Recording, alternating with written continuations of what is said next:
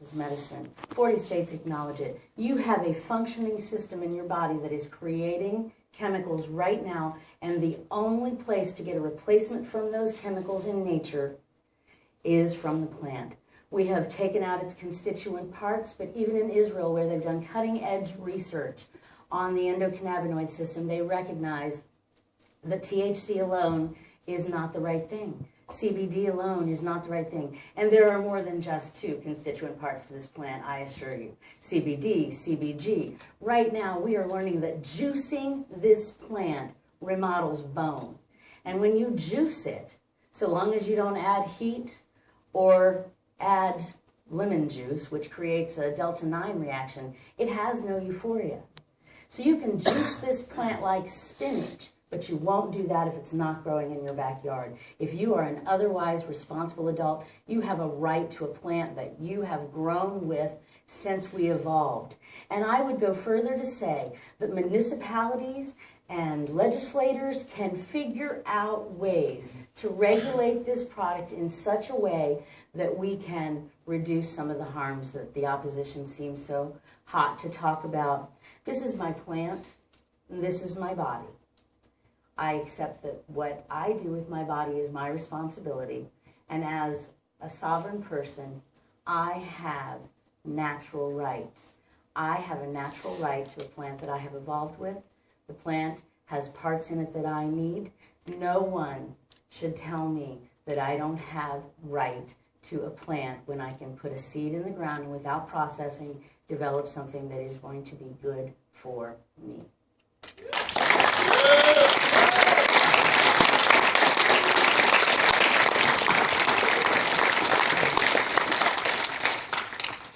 Jeremy?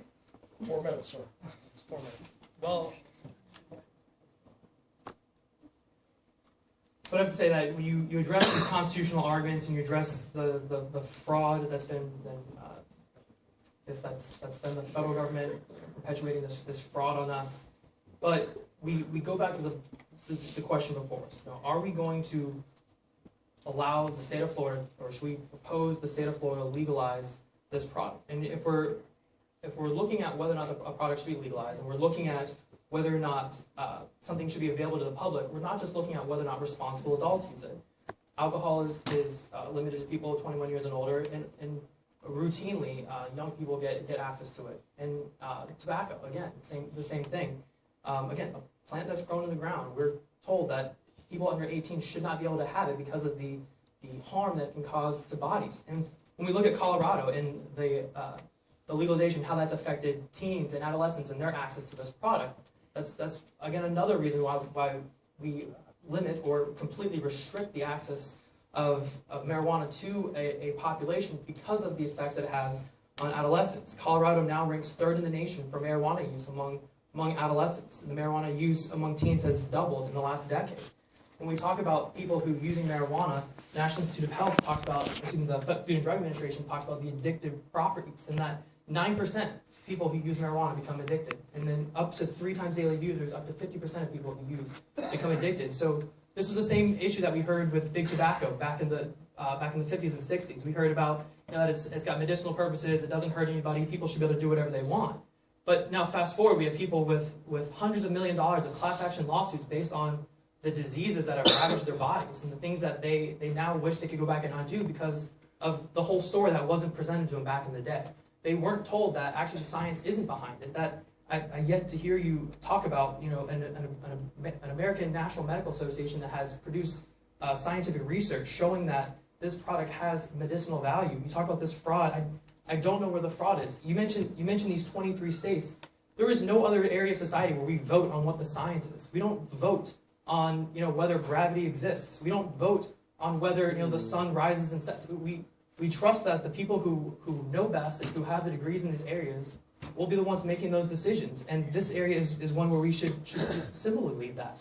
And I urge again that I would say that that lastly to the legal box that I never got to, that a lot of times we hear that marijuana legalization is about helping people not have to go to jail for having a joint. And PolitiFact actually rated Bernie Sanders on this at his last debate as mostly false. Because in reality, only 1.9% of people who were arrested in 2014 were for simple possession of marijuana. That's 75 people. And the median weight was 115 pounds. And when you look at the statewide, 0.3% of people in the United States, of the 1.3 million people who were sentenced in 2014, 0.3% were for marijuana possession. People aren't going to jail for marijuana possession. The product that we have has a statistically higher risk of causing a negative fiscal impact, a negative societal health impact, and there's not a quantity of people actually going to prison for merely possessing marijuana. And as such, we should not amend our Constitution to circumvent the scientific process. And that we have the size that fetal pigs should be kept in our Constitution because we tried to go down this road before. The Constitution is not the way to circumvent the legislative process, circumvent the scientific process.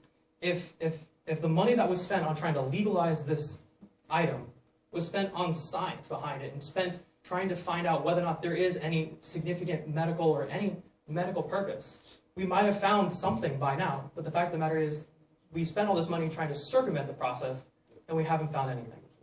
Thank you. Ladies and gentlemen, Jody James, Jeremy Bailey, let's hear it for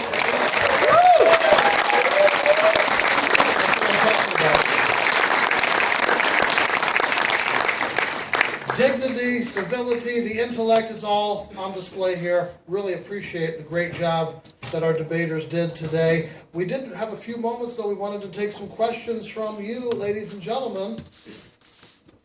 Please. Mr. Bailey, I'll make this very simple. I will concede every one of the assertions that you made. That there are no health benefits to marijuana, that it impedes your ability to make a rational decision, it will increase the rate of traffic accidents. I will counter Ms. James' argument that there is a conspiracy against the marijuana plant and deny that completely. Given all that, what argument would you have to deny the voters of Florida to decide whether they want this completely useless plant to be legal or not?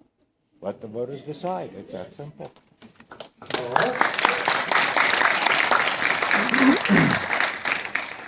I mean, we could certainly do that with a lot of things. We could say, if we throw out all the scientific evidence, throw out all the constitutional protections, throw out all of the logical reasons why we shouldn't do something, then there's nothing left. I mean, if we said that, then we could legalize cocaine that way. I mean, the process is that we look at whether or not something is going to have a net negative or net positive. That's like a nerd saying it, keep going back to it, but that's how we evaluate whether or not policies should be enacted in our state.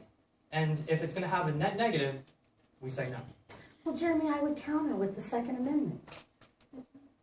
And I believe the Second Amendment firmly belongs there. I believe it firmly needs to be there. I agree. I believe that if the Founding Fathers had realized that you would try to separate me from my plant, that it would be right there, number 3. Okay, please. Yeah, I was wondering about what you're calling net negative and net positive. Isn't something being the second best source of protein in the world a big positive? How do you counter that?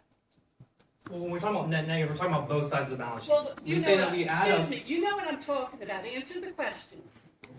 Let Mr. Bailey answer the question no, the way he he's sees fit. Please, please. Mr. Bailey, please, the floor is yours, He sir. knows what I mean. When we're talking about whether or not something overall has a net negative or net positive, we're comparing both sides of the balance sheets. So we add up everything on that side. We add up the taxation that could come from the 28% tax in Colorado on legalized marijuana. We add up the protein source. We add up every possible thing on the balance sheet. We add that on the net positive side, or on the positive side. Then on the negative side, we talk about increased traffic fatalities. We talk about the cost to the state. We talk about the cost to consumers by increased electrical costs.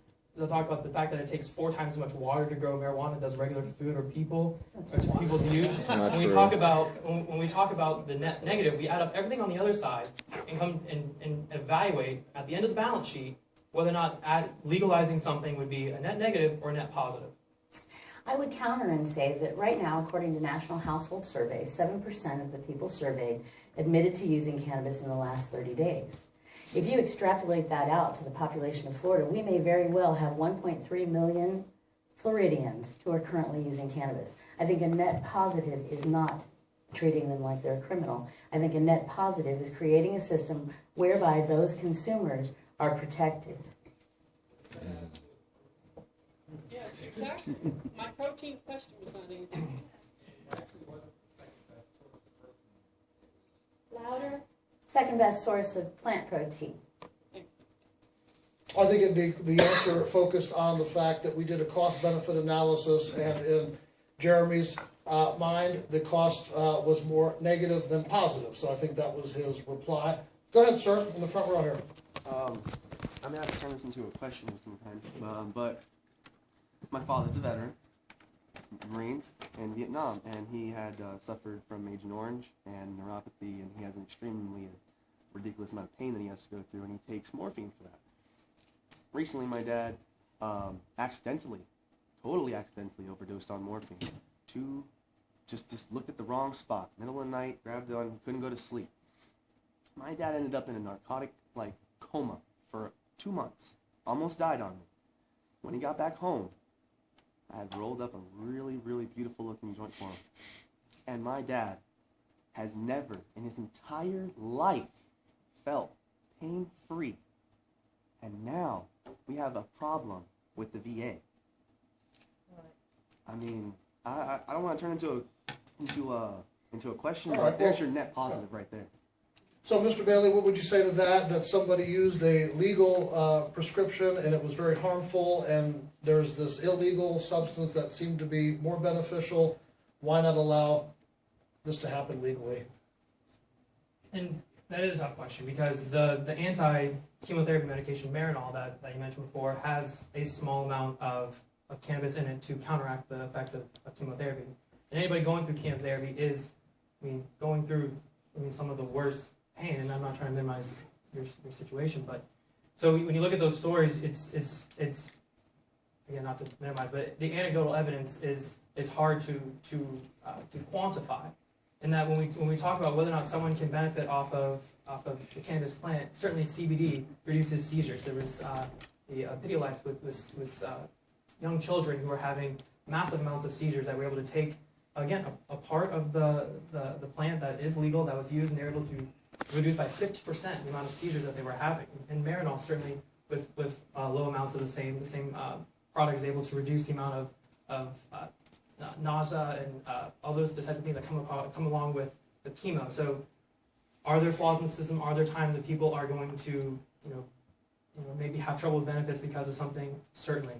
But when we're looking at whether or not we should legalize the recreational use of marijuana in a society, we have to look beyond really the anecdotal evidence to look at the greater impact as a whole that it would have on society. Okay. More aggregate look. Benjamin Logan, is that you? Go ahead, sir. Yeah, I'd like to address my question to you.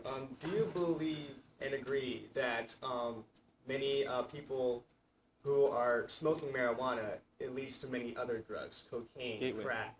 It is used as a gateway drug. Do you agree or disagree with that statement? I think the gateway is an extremely interesting argument, and it's been made for a very long time. The marketplace certainly has a gateway effect. When I go into the liquor store to get a bottle of vodka, if they don't have the brand of vodka I want, the guy behind the counter doesn't try to point me towards moonshine. If cannabis were in a legal market, if it were on the liquor store shelf next to the vodka, then when you go to get your cannabis, you would not be presented with an option to get PCP, methamphetamines. Do I believe it is a gateway drug? If there's a gateway drug, it may very well be sugar. Or it's spinning around in circles as a kid, because the first time you spin around in circles, it changes your perception, and you want to do it again. Cannabis is not addictive. It doesn't strike the addict. And there are huge debates, and I hope some of you in your science classes will have an opportunity to debate the true nature of addiction and what that means. Because that's an argument you're going to hear thrown around a lot when it comes to cannabis. The things that are the nature of an addict are totally different than the way that people behave who use cannabis. So no, I think the marketplace is certainly part of the gateway. And I think that we need good education. Just say no is really not working for a lot of people. I was introduced as being proudest of giving age-appropriate information to my teenagers. I actually have a 22-year-old who attends school here. Some of you may know him. And my 17-year-old is graduating from high school at Ugali. So this is my home court. In 7th grade, one of the boys came home and said that there was a discussion about marijuana, and the girl said, I'm not doing marijuana, it's dangerous. If I want to do drugs, I'll do something on my mom's medicine cabinet because the doctor prescribed it. If we have age-appropriate, truthful information, and the problem with prohibiting cannabis as a Schedule I drug federally is that the medical institutes that would like to study this, they can't get the cannabis to study. The organizations that would like to be getting out there and doing things, they don't get the opportunity because of it being a Schedule I drug. The way that NIDA, the National Institute on Drug Abuse, who is the only organization in the country that has cannabis for study, in order to get cannabis to study from the National Institute on Drug Abuse, the premise or your theory has to be that it's a drug of abuse. So things like the gateway theory, those are things that have come out of that lies that have been perpetrated. And I believe that once we put it on the shelf and the person who's selling it has a license to protect, that we will see that the only youth use is the kids stealing it from their parents' liquor cabinets like they do now. All right. Real quick, Jeremy, on any the comments on addiction that? part, 2010, the Journal of Clinical Psychopharmacology published a national comorbidity study on the comparative epidemiology of dependence on tobacco, alcohol, and controlled substances, one of which was marijuana. 9% of all users became addicted. 17% of those who started in their teens became addicted. So I think to say that there's no addictive properties certainly is contradicted by the National Institute of Health and the FDA and all of the studies that I've seen on the addictive properties. Let me get right there in the back, please. One, Marinol has nothing to do with the plant. It's created in a lab and it's synthetic. Second, when it comes to your cost and benefit argument, what's the cost benefit argument when it comes to opioids being prescribed, which none of have anything on the bottle that says you can drive, operate heavy machinery, or should even go to work, or can proceed in the same normal way. But those are all prescribed to people who have to go to work with back pain, neck pain, all that. So, cost benefit? I'd say first of all, I think the prescription drug abuse issue is huge, and it's something that makes my work when I was a legal fellow. I said prescribed use. I cannot take a prescribed opioid Oh, in the car and drive and have that be legal. I'm sorry, I'll try to rephrase the question. In the cost benefit, and correct me if I'm wrong, but how do you do the cost benefit analysis for prescription opioids that don't say you shouldn't use and drive? So I think to start off with, I don't think I agree with the premise because a lot of the narcotics and the high level pain medication that you do see on the market has all types of warnings that warning this causes drowsiness. We strictly regulate the ability the ability for people to get those medications because it does cause those things. It does cause people to be drowsy, not be able to focus, not be able to be alert. We do put warnings on labels because of those things. But I think that, again, does move us away from the marijuana analysis into... I think you're missing one point. You were judging the cost benefit to people using marijuana going to work or driving, having it being dangerous. If I'm prescribed for a work-related incident to my back, an opioid, I cannot take my prescribed medicine, safely drive to work, and then safely work at my job without being impaired. How is that more beneficial than marijuana, which does not perceive my ability or impair my ability to drive, does not impair my ability to work, and does not give me a fuzzy haze over my entire day? And I think it would be interesting to note, in addition to your comment, the Journal of American Medicine recently published a study by the CDC. In that study, they looked at states where marijuana was available medically, and they were able to find that there was a decrease in painkiller overdoses of more than 300% over 11 years. So when we are able to transition from some of the opiates, which we do have receptors for opiates, but they're not the same kind of receptors that we have for cannabinoids, that when we can make this available, that many people who are using medicine chronically will choose this medicine, which is in fact leading to over 300% reduce in OD deaths, according to the Journal of American Medicine. But remember, the question here today is, do I have a right to it? I can find nothing in the US Constitution that says that I should not have access to this plant. Let me stop you there because we are running over time. But Jody and Jeremy are here. If you'd like to come and talk with them, thank you, ladies and gentlemen, for coming out today. Appreciate your support. Thank you.